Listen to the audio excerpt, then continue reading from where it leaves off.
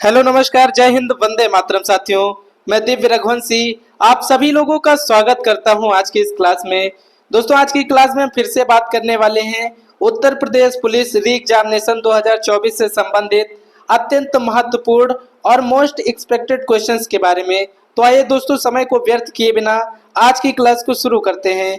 आज की क्लास का हमारा पहला प्रश्न है साथियों, गायत्री मंत्र का उल्लेख किस वेद में मिलता है। दोस्तों गायत्री मंत्र का उल्लेख किस वेद में मिलता है? यजुर्वेद में, अथर्ववेद में, ऋग्वेद में या सामवेद में? तो इसका सही उत्तर हो जाएगा साथियों ऑप्शन नंबर सी, ऋग्वेद में। दोस्तों ऋग्वेद में टोटल 10 मंडल हैं, जिसमें से तीसरे मंडल में गायत्री मंत्र का उल्लेख मिलता है और गायत्री मंत्र सूर्य देव को समर्पित है। ये इतनी बातें आपको पता होनी चाहिए। और इसके साथ ही साथ आपको ये भी पता होना चाहिए कि ऋग्वेद जो है ये सबसे प्राचीन वेद है। वेद 4 होते हैं, ऋग्वेद, अथर्ववेद, सामवेद और यजुर्वेद, जिसमें से ऋग्वेद सबसे प्राचीन वेद माना जाता है। अगला और दूसरा नंबर प्रश्न है साथियों, अंग्रेजों द्वारा कोलकाता में निर्मित दुर्ग का नाम क्या है। दोस्तों अंग्रेजों ने कोलकाता में एक दुर्ग का निर्माण करवाया था, उसका नाम क्या है? Fort Saint David, Fort Saint Andrew, Fort William या फोर्ट विक्टोरिया? तो इसका सही उत्तर हो जाएगा साथियों option number C, Fort William. दोस्तों अंग्रेजों ने फोर्ट विलियम नामक दुर्ग का निर्माण कोलकाता में करवाया था।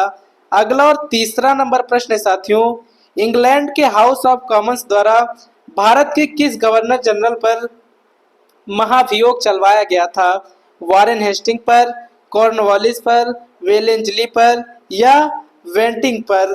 तो इसका सही उत्तर हो जाएगा साथियों option number A, Warren Hastings पर।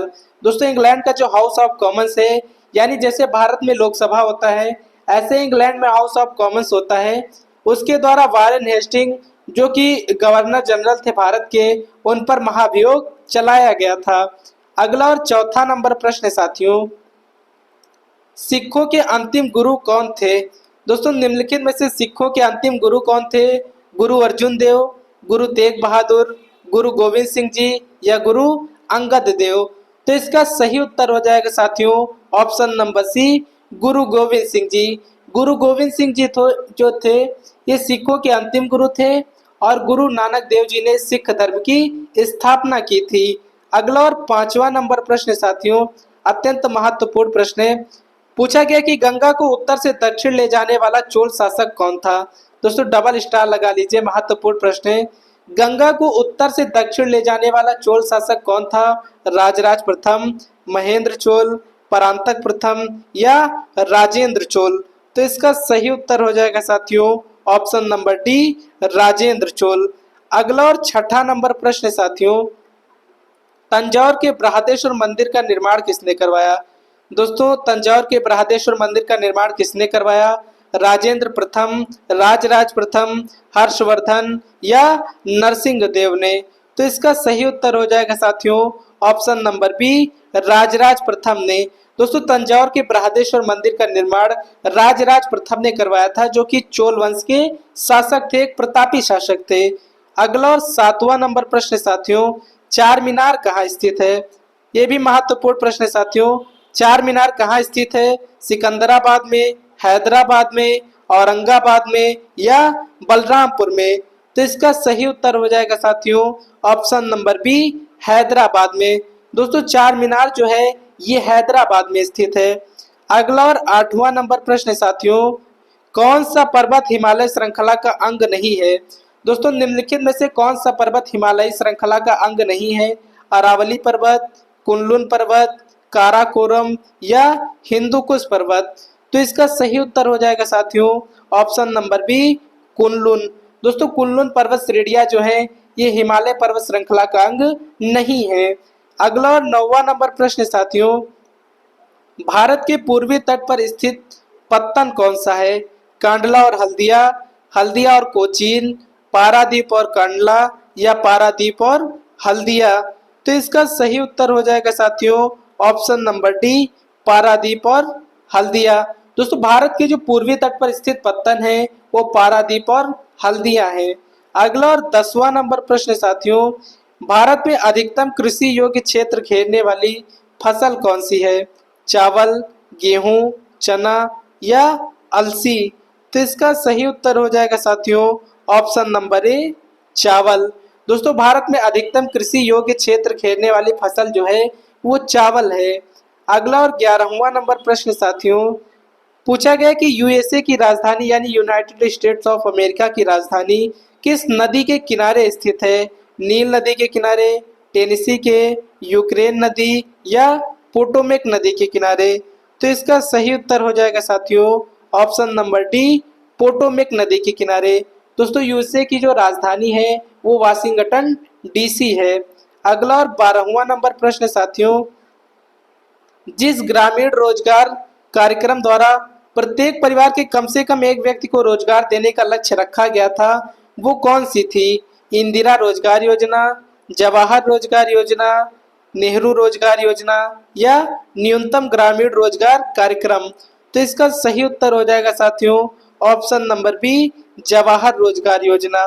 अगला और 13वां नंबर प्रश्न साथियों प्रथम पंचवर्षीय योजना में सर्वोच्च प्राथमिकता किसे दी गई थी? दोस्तों पंचवर्षीय योजना से एक ना एक प्रश्न तो आपकी परीक्षा में अवश्य बनेगा। पूछा गया कि प्रथम पंचवर्षीय योजना में सर्वोच्च प्राथमिकता किसे दी गई थी?